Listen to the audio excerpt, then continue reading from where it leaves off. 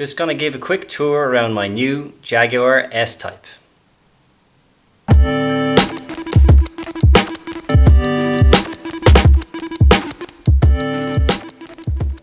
It's not in great condition, if I'm honest. Under tray is hanging down a bit here.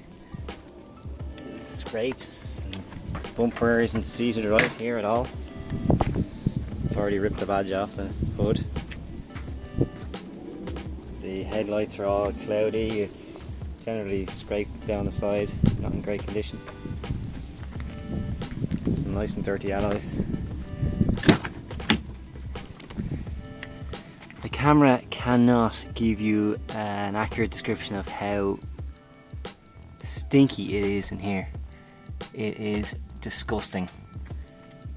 It's a combination of, I don't know, dog hair or somebody with a lot of hair, and one owner from new smoker his entire life, and it stinks of smoke in here. This is the only part I'm interested in.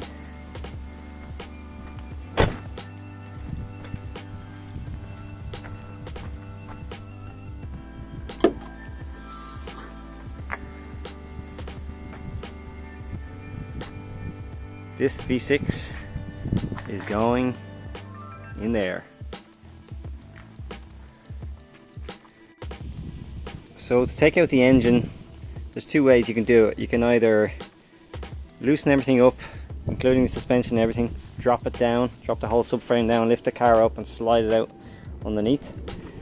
Or else you can loosen everything from the top, pull it out in an engine crane, which I just bought last couple of days. So that's the plan, I think. So what I've read online is that the best way to do this is to pull the bumper off. So there's a lot of bolts around here and deep in there, and then to take the radiator out to make room, and then to take out the engine and gearbox in one. So that's the plan at the moment. First step is to remove this radiator cover. It's just a few plastic clips to hold all this on. It lifts out.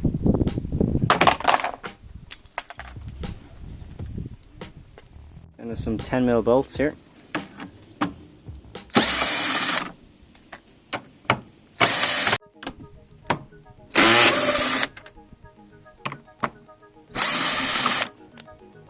There's two more, one on each of the wings.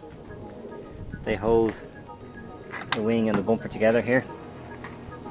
This one down here is actually missing already because I must have had a knock here. You can see where it screws in just here. There's two more to hold on the grill.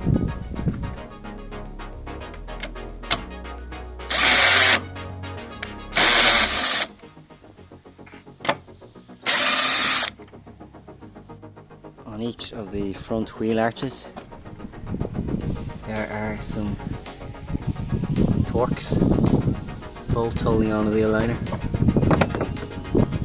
There are a number of Torx bolts holding on the under tray all along here. I'll show you one of them. Nice and crusty.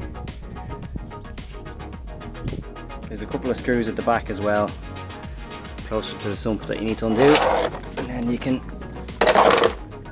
take off the under tray. You can see where those screws are at the back.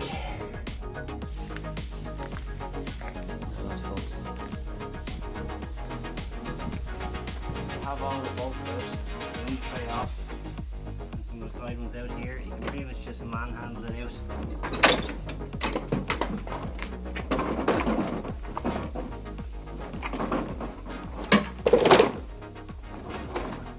Some cabling and extra cables here for the fog lights. Let's disconnect that. Tackle the radiator next, but I probably need to jack it up and get some buckets underneath it so the fluids don't go all over the ground. So that's next.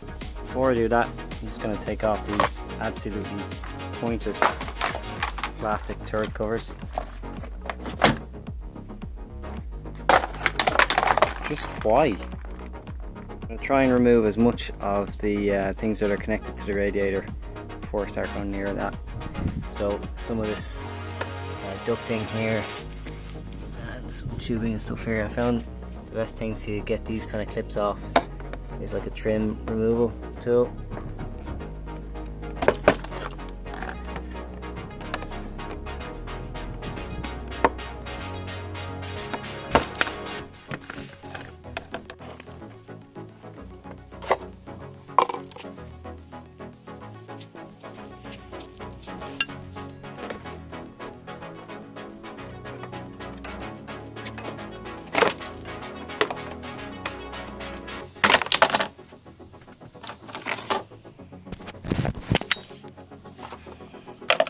This was broken when I took it out, but anyway, won't be needing it. I think I'm going to try pull the radiator out the top, which means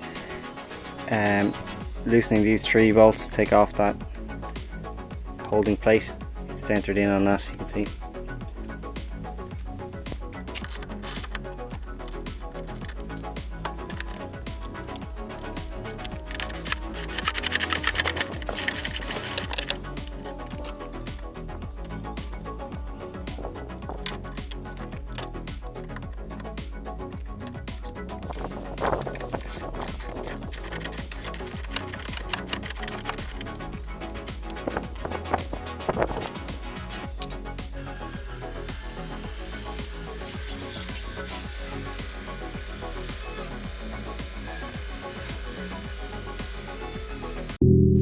About being a member of the Information Society.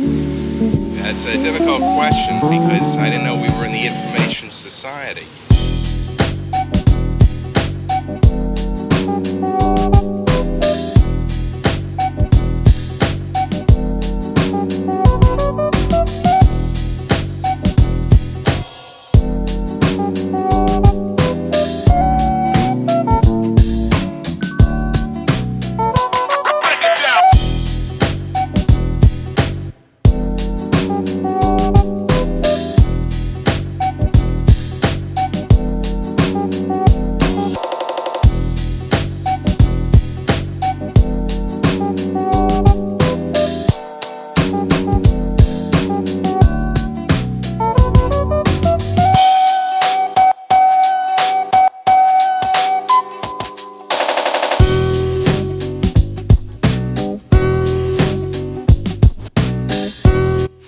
Okay, so we've taken the radiators out, aircon radiator, power steering radiator.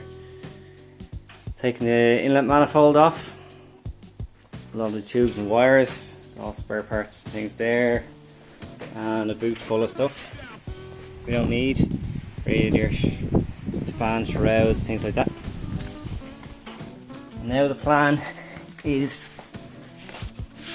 to try and disconnect the gearbox from the engine if we can, so that it's a bit easier to pull out the engine, but we'll see how it goes. Just keep going a couple inches there, just want to see, because you're right at the point where it's going to do something. Yeah, it's all moving. Moving on that side and not that side. Oh yeah? Here all the bits have been removed. All the radiators, fans, cowlings, under trays, manifolds, air filters, the list goes on, and a lot of fluids. It went well, but I've never taken an engine out of a car before and there was a lot to learn.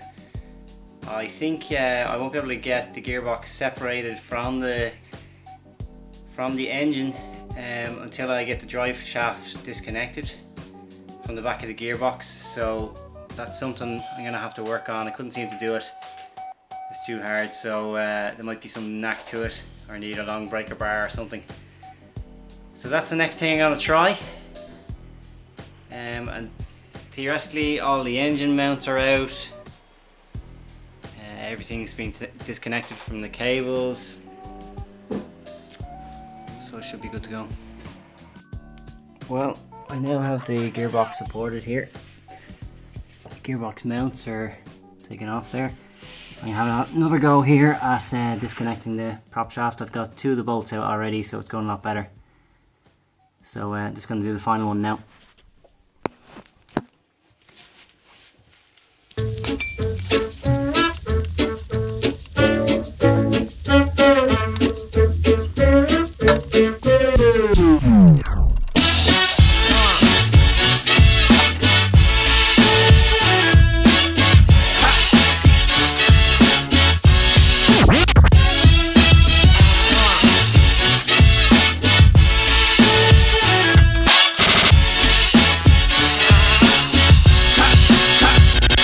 It's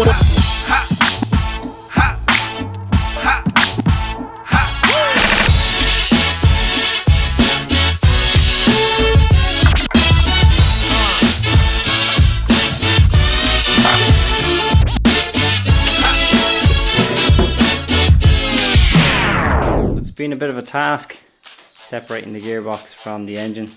A lot more bolts there than you realise. The starter motor was actually holding it on as well.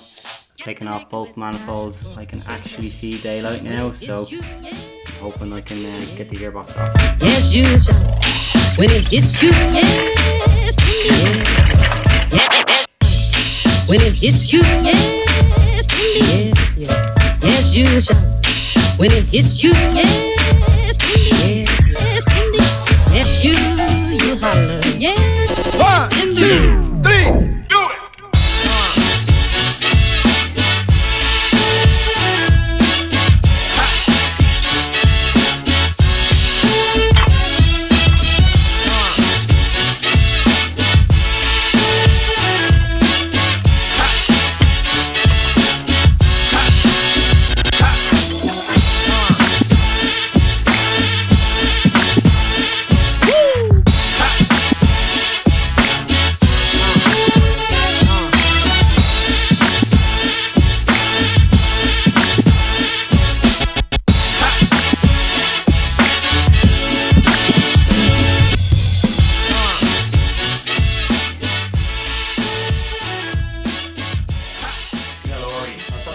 Stuck in. Mind the hustles. You're always scared of a camera. Not all the way. Jerry, give you the light on. Couldn't do it without him.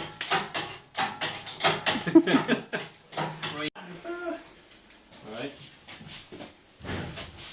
Oh Jesus, I'm terrified. My back is smashed.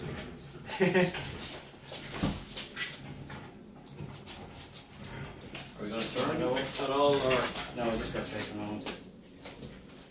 what's What could possibly go wrong, Jerry? huh? What could possibly go wrong? What's the, I think we can call that a success. Well, the V6 Jaguar engine is now out. Let's have a little look around it.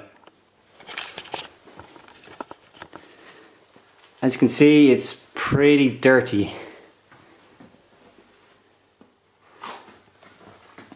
Look at that caked on oil.